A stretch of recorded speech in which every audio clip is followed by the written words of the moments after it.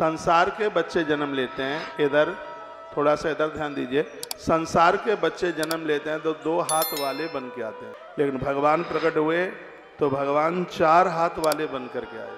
संसार के बच्चे आते हैं तो हाथ खाली होते हैं, भगवान आए तो चारों हाथों में चारों चीजें लेके आए।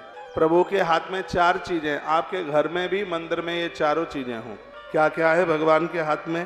देखा, शंख गदार युधा युधम। भगवान के हाथ में शंख है, असली शंख मिल जावे तो ये बड़ा कारगर है, बहुत बढ़िया है। पूजा में, आरती में, मंदिर की पूर्णता है इसमें। शंख, चक्र, गदा, पद्म कहते हैं कमल का फूल, ये बाजार में मिल जाता है। हमारे कार्यालय में हो तो एक बार पता कर लेना। इसको कहते हैं भगवान के 4 आयुध। इनसे होता क्या है? शंख की ध्वनि जहां तक जाती है वहां भूत प्रेत नहीं रहते। ये भूत प्रेत अमेरिका में भी बहुत है, दूसरी जगह भी बहुत ज्यादा है। जिन लोगों को जमीन में गाड़ा गया है वहां भी भूत है, जिन्हें जलाया गया है वहां भी जीव भूत बन जाता है। इसके लिए मैंने बहुत पहले, मैं भी नहीं मानता, मैंने तो भूत को ऐसे देखा जैसे मैं आपको देख रहा हूँ। मैं ये नहीं कह रहा हूँ आप भूत हैं, आप तो देवता हैं, लेकिन मैंने भूत को ऐसे ही देखा है जैसे मैं आपको देख रहा हूँ। और ये सच है कि भूत के पांव पीछे होते हैं, ये बिल्कुल सच है कि भूत का शरीर श्वेत वस्त्रों में दिखाई देता है, ये बिल्कुल ये सच है। लेकिन ये भी सच है जिसके पास में गायत्री का प्रभाव, हनुमान जी का प्रभाव होता है, भूत उसको कभी टच भी नहीं कर सकता, स्पर्श भी नहीं कर सकता, यह भी बिल्कुल सच। तो शंख की ध्वनि जहां जहां तक जाएगी वहां भूत प्रेत नहीं रहेंगे।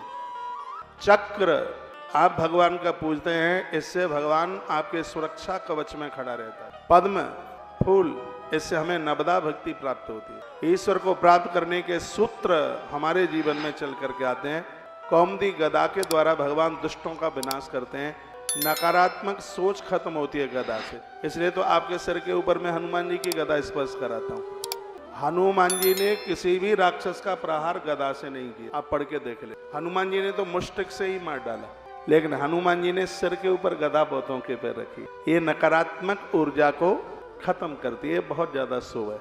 इसको आप अपने घर में पूजा के रूप में आप रख सकते हैं। आपके घर में वैमनस्यता, लड़ाई झगड़े, कलह, खटपट दिमाग की, ये उन चीजों को नहीं रहने देगी। मैंने इसका अनुभव करके देखा है। रात्रि को मैं सोता हूँ, मेरा तो बिस्तर व्यासपीठ की तरह ही होता है, पवित्र होता है बिल्कुल। एक बहुत बड़ी बात मैं बोल गया हूँ आपको, मेरा जो बिछौना है, जो मेरा बिस्तर है, उस पर भी पवित्रता ऐसे ही है जैसी मेरी व्यासपीठ पर पवित्रता है। मैं तो अपने बिस्तर का भी बड़ा आदर करता हूँ। मेरे बिस्तर पर चाहे कोई बैठता नहीं है, मेरी बिछी हुई चादर को कोई यूज करता नहीं है। ये गदा बिल्कुल मेरे बगल में ही होती है, और इस गदा का मैंने प्रभाव देखा है।